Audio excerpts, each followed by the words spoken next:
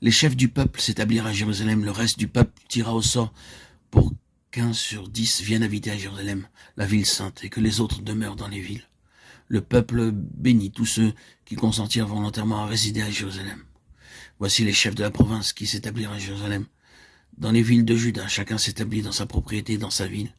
Israël, les sacrificateurs et les Lévites, les Néthiniens et les fils des serviteurs de Salomon. Néhémie 11, 1, 3. Alors, ceux qui craignent l'Éternel ont parlé l'un à l'autre, et l'Éternel a été attentif et a entendu. Et un livre de souvenirs a été écrit devant lui pour ceux qui craignent l'Éternel et pour ceux qui pensent à son nom.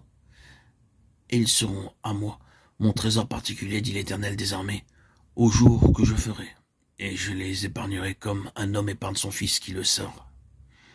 Malachie 3,16.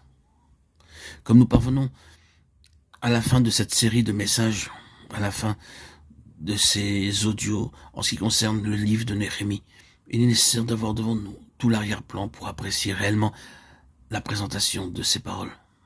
Tandis que nous avons considéré la reconstruction de la muraille de Jérusalem par Néhémie et ceux qui furent inspirés par lui, nous avons été conduits à voir une fois de plus que comme c'était un mouvement de Dieu au temps de la fin de l'ancienne dispensation, Néhémie était le dernier livre historique de l'Ancien Testament. De même, il y a un mouvement correspondant en notre propre temps, alors que nous avançons vers la fin de cette dispensation, à savoir que Dieu cherche à compléter, à parachever le témoignage de son Fils, notre Seigneur Jésus-Christ.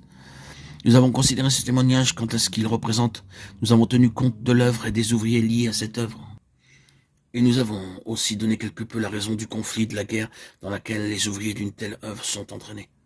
Donc, en vue d'une parole brève et simple résultant des 2 passages que nous avons médités pendant de nombreuses lectures du livre de Néhémie et que vous avez pu écouter dans les précédents audios, rappelons que plus d'une fois au cours de ces messages, nous nous sommes souvenus que Néhémie et Malachie étaient contemporains et que ce que nous lisons dans le livre de Néhémie devrait être mis en parallèle avec ce que nous trouvons dans les prophéties de Malachie.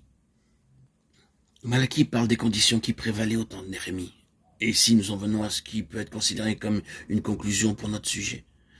Dans ce 11e chapitre du livre de Néhémie, il est fait mention d'une offrande particulière au Seigneur, et dans Malachie 3, d'un trésor particulier du Seigneur.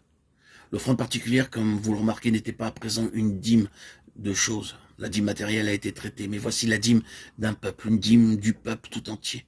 La 10e partie de ceux qui étaient retournés et ceux qui s'étaient engagés dans cette œuvre de reconstruction de la muraille. Et cette 10e partie devint une offrande volontaire particulière au Seigneur. Soulignons pour le moment cette question de la 10e partie, que nous l'aimions ou non, que nous soyons prêts à l'accepter ou non. Le fait demeure. Il en a toujours été ainsi, et aussi loin que vont les prévisions du Nouveau Testament, il y a seulement un petit nombre de personnes qui vont jusqu'au bout avec le Seigneur, dans son plein dessein. Après tout, le criblage qui avait eu lieu, premièrement celui de Babylone, lorsqu'une compagnie est revenue de captivité, et ensuite un second criblage lorsque quelques-uns en plus revinrent. Après ceci, nous trouvons ici à une espèce de criblage final. Alors que le nombre est encore davantage réduit, c'est seulement la 10e partie qui demeurera volontairement par leur propre choix à Jérusalem. Juste la 10e partie. Il semble qu'il corresponde à Malachie 3, 16, 17, cette compagnie qui craignait l'Éternel et pensait à son nom.